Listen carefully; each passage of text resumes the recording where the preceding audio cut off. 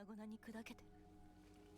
伝えることはない。この画面に映っているゲーム、デスストランディングっていうインディーズゲームなんだけど、発表当時話題になってたしセールもしてたから、やったって人、結構いるんじゃないかな。メタルギアシリーズとかで有名な小島監督が独立して作ったゲームで、終末世界みたいになっちゃったアメリカで物資の配達をしていくっていう、ちょっと変わったゲーム。実際遊んでみた感じ、SF だけどキャラの作り込みとか世界観が妙にリアルで、ハマる人は確実にハマるって感じのゲームだったな。そんなゲームとコラボしたカスタムケース、これが今回の主役だよ。デスストランディングコンピューターケース。フラクタルデザインのベストセラーケース、デファイン7コンパクトをベースに、さっき言ったデスストの世界観を塗装したケースだね。コラボケースって言われちゃうと、その作品を知ってないと買う価値ないんじゃない？って思っちゃうかもだけど、なんかこれ、普通におしゃれなんだよね。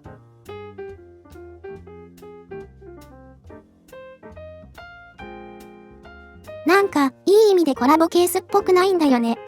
あくまでゲーム内の支援物資をイメージしたらしくて、キャラクターとかが一切デザインされてないの。そしてこの紺、赤、白、黄色って組み合わせ。これはアメリカとか欧米でよく使われる色使いだね。全体的に明度を落としてて、レトロで渋い雰囲気。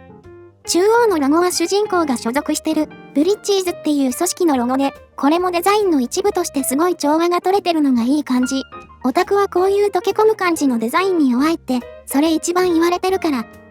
これを提供してくれたアウリンさん曰く、塗装にはかなりこだわったらしいし、普通にケースとしておしゃれなんだよね。そして実用性も、大人気ケースのデファイン7コンパクトがベースになってるのもあって、こんな感じに天板を大きく開けれて、クーラーとか配線がすごい組みやすくなってたり、天板のデザインを静音性重視と通気性重視とで切り替えができたり、側面パネルがツールレスでドライバーなしで取り外せたり、やっぱめちゃ売れてる傑作ケースなだけあってなかなか使いやすいよ。デススト好きな人はもちろん、デスストは知らないけど、単純におしゃれなケースが欲しいって人にもおすすめだね。そしてそんなデスストのケースを使ってマシーンを一つ組んでみたよ。実際に組み立てしてる動画は概要欄のリンクから見てね。にしても、すごい見た目でしょ。今回は紺色っていうなかなか見ない色のケースだったから組むのも楽しかったよ。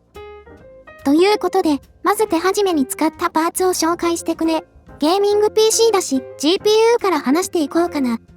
今回は NVIDIA の GeForce RTX 4070。最近発売された RTX 40シリーズのアッパーミドルモデルだね。性能的には前世代の3080に近い性能で、2世代前の RTX 2080Ti の性能は軽く超えちゃってる。QHD 画質の 144fps とか 240fps みたいな最新のゲーミング PC らしい性能を出すならかなりおすすめなグラボだよ。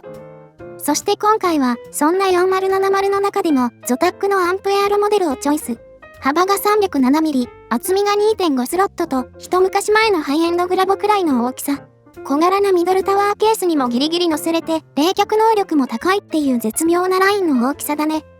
このアンプエアロモデルの4070は、クロックを底上げするために TGP が 200W から 215W まで引き上げられてて、それを ZOTAC のアイスストーム 2.0 のバカデカクーラーで叩き冷やすから、静音性と性能がなかなかに高いよ。そしてこのグラボは見た目が大好きでね。PC パーツでは珍しく流線形がたくさん使われてて、横にした時に宇宙船みたいな見た目になるんだよね。かっこいい。しかも側面はホログラム仕様になってて、すごい綺麗に反射するんだよね。こういうデザイン他だとあんまりないんじゃないかな。そしてモノの一番のお気に入りポイントがここ。めっちゃエモくない？中の LED がすごい上品な光り方をするんだよね。ぐへへ。これZOTACさんからの貸し出し品なんだけどさ。こっそりもらっちゃってもいいかな？あ、ダメですか？そうですか。ZOTAC ゲーミング GeForce RTX 4070アンプエアロは日本だとスパイダーマンバンドルで販売されてるよ。バックパネルを外せるから同等品になるって感じだね。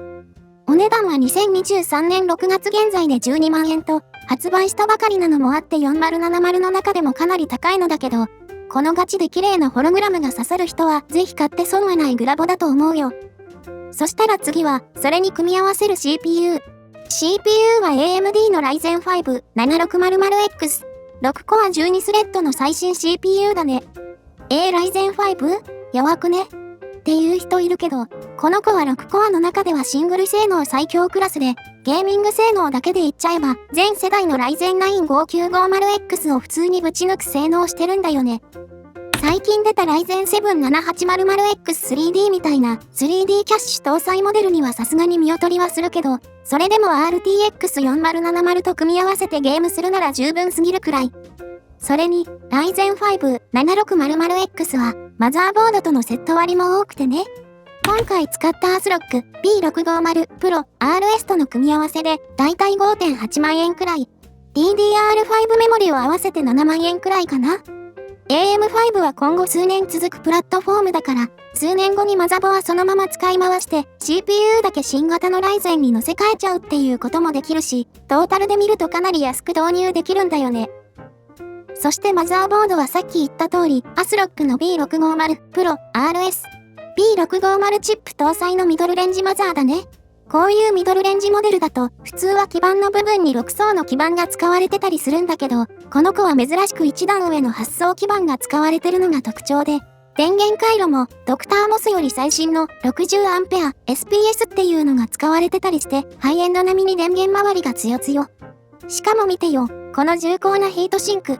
鋳造なのはもちろん、風がないところでもしっかりと放熱できる形状になってる。うへへ、君、いいヒートシンクしてるね。どこ済み？ LINE やってる？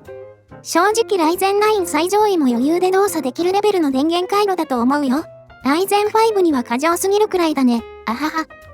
そして USB も10ポートと多くて、そのうち6ポートが CPU やチップセットに直結してるから安定性もなかなか。ゲーミングヘッドセットとか USB 機器はどんどん増えてるから、USB の数は多ければ多いほど便利だよね。ただ唯一、Wi-Fi や Bluetooth がついてないから、ゲームパッドとかを無線で接続したい人は注意かな。必要な人は、無線カードを増設するためのスロットはあるから、お好みで増設する感じ。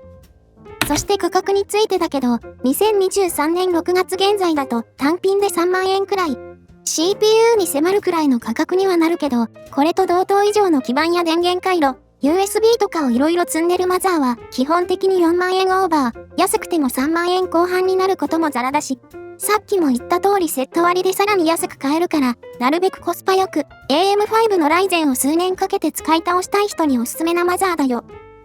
そして次に SSD、今回はクルーシャルの P3 プラス 2TB モデルを使ったよ。NVMe タイプの M.2 SSD だね。この子を選んだ理由は何と言っても価格。176層の 3D QLC 難度を採用していて、容量あたりの価格が安いのが特徴だよ。2023年6月現在だと、だいたい 2TB モデルが 1.8 万円くらいだね。ちょっと前までは 1.5 万円くらいまで値下がってた店もあったり。最近のゲームは一つあたり 50GB くらいもぐもぐしちゃうのが普通だから、少なくとも 1TB、できれば 2TB 欲しいし、こういう安い SSD っていうのは嬉しいね。そして容量だけじゃなくて、最近だとダイレクトストレージっていうゲームのロード時間を短縮する機能が Windows 11に実装されたりで、対応してるゲームでは SSD の速度が活かしやすくなってきたんだよね。そんな感じだから、容量だけじゃなくて速度も欲しいところ。容量と速度、普通は片方かもしれないけど、両方欲しい。黒とモノは欲張りなんだ。その点 P3 プラスはかなり高速な PCIe 4.0 接続だから、その点でもおすすめ。ただ QLC 難度を採用している都合上、どうしても大容量ファイルの書き込みとかで速度が安定しにくいから、動画編集みたいなクリエイティブ用途ではあまりおすすめできないのだけど、ゲーム用途だと基本的にゲームをインストールしたらあとは読み出しが多いから、このデメリットも致命的になりにくいんだよね。そういうことだから、ゲーム用途では容量あたりの安さと速度がいい感じで、今回は採用したわけだね。メモリはクルーシャルの 16GB メモリ2枚組の 32GB。DDR5 のメモリの中では一番シンプルな DDR5-4800 の低角メモリだね。ゲーム用途だからよりハイクロック動作なゲーミングメモリで極限まで性能を求めてもいいのだけど、今回は価格重視で安価な低角メモリをチョイス。それより重めなゲームをしながら Discord とか Chrome を開くのを考えると、安さを求めてもしっかり 32GB にしておくと安心だね。そして電源、これについてはちょっと特殊で選び方を考えなくちゃいけなくてね。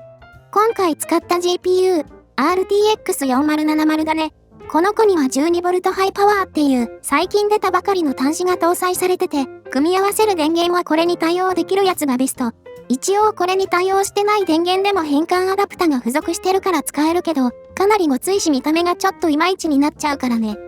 それじゃあ変換アダプタを使わないなら、古い PC とかは新しい電源にしなきゃいけないの？ってなるけど、必ずしもそうじゃない。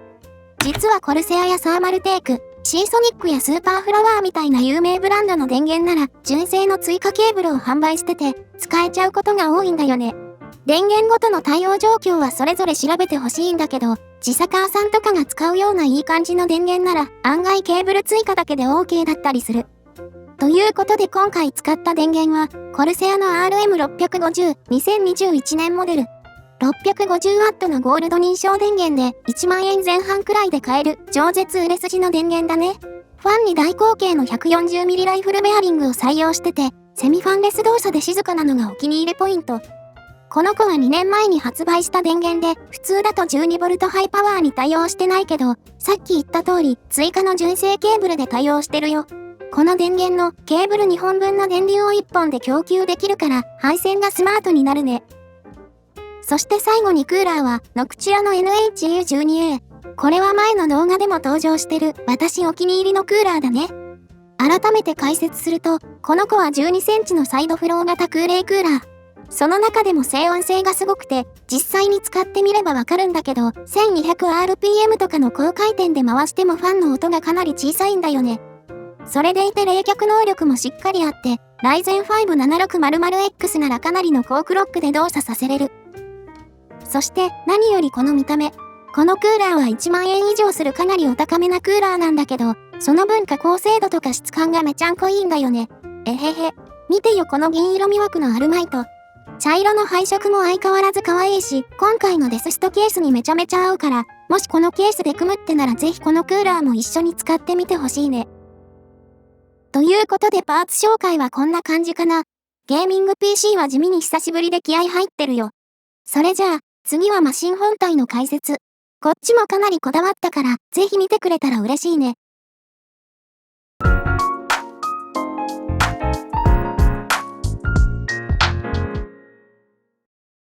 ということで次は、このマシンの解説をしてくよよよ。よよよ。まず見た目についてはね、なんで電球乗ってんだとか、なんで PC に草生やしてんだよとか、なんでクレジットカードの明細を見ると見覚えのある決済しかないのとか、まあいろんな疑問があるはず。今回のケースのネイビー、ワインレッド、ホワイト、マスタードイエローって組み合わせにどんな色を加えるべきかっていう話で、ここからさらにクーラーの茶色とマザーの銀色が入るわけだけど、地味。で、これにどんな色をプラスするか。この配色はアースカラーに近い色合いだから、まあ、緑かなって。それならもう草を生やすしかねえってなったから、100円ショップでフェイクグリーンを買ってきて草を生やしたよ。ケーブルとかクーラーに巻きつけて根が張ってる感じにしてみた。なんかグラボの近未来的な感じが、この PC だと古代のオーパーツ感があっていい感じだね。と、そんな感じに色の調和は取れたのだけど、それでもなんかやぼったいなーって感じたから、ワンポイントとしてなんか余ってた電球も取り付けたよ。と言っても、直接これが光ってるんじゃなくて、実はこんな感じに模型用の USB スポットライトを仕込んで照らしてるの。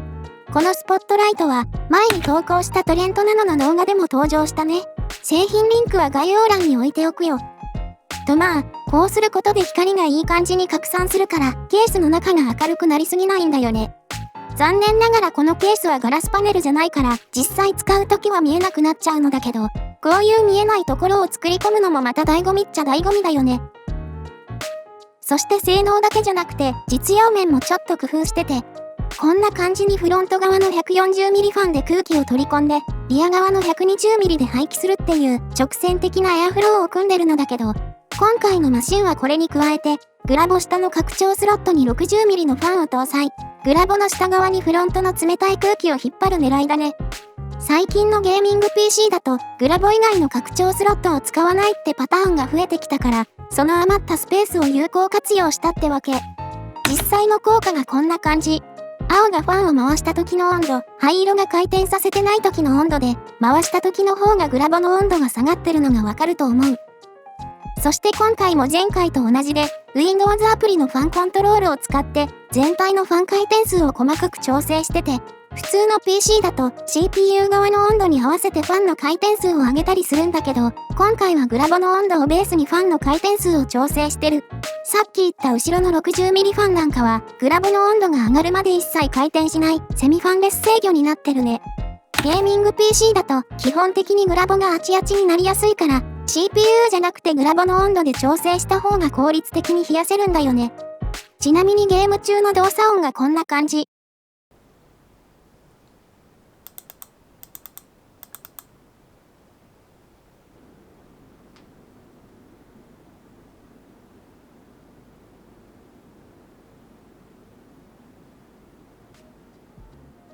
むふふ、なかなか静かでしょ。今回使ったデファイン7コンパクトはこんな感じに吸音材もりもりだから静音性がなかなかすごいんだよね。よきよき。そしてパフォーマンスはさすが RTX4070 と Ryzen 5 7600X を使ってるだけあって圧巻で、モノは基本的に QHD モニターでゲームをしてて、普通のフル HD より画質がいい代わりにどうしてもプレイしてる時にフレームレートがガクッと下がっちゃうのだけど、この組み合わせなら Apex の高設定でも 200fps は安定して出せるし、設定をちょっと落とせば 240Hz のつよつよモニターでも全然遊べちゃうね。ゴーストランナーとかスパイダーマンみたいなレイトレーシング対応の激重なゲームでも DLSS を有効にしちゃえば 150fps 以上を安定して出せるし、QHD 画質の今時なゲーミングモニターで遊ぶならこれほどちょうどいい組み合わせはないね。そして肝心のデスストランディングも言わずもがなだね。グラボの性能を使い切ってない感じはあるけど、それでも重いシーンでも 100fps は安定して出せる。このゲームは動きそこまで激しくはないし、フレームレートは妥協して 4K 画質で遊んじゃってもいいかもね。という感じで、今回のマシンの紹介だったよ。久しぶりのゲーミング PC だけど、見た目も性能もなかなかのマシンが組めて満足だね。次回以降もゲーミングな PC が多めになるんじゃないかな。せっかくだし、めちゃめちゃつよつよなゲーム環境を構築するってのも楽しそうだね。ということで今回の動画はここまで。見てくれてありがとう。次回の動画でまた会おうね。バイバイ。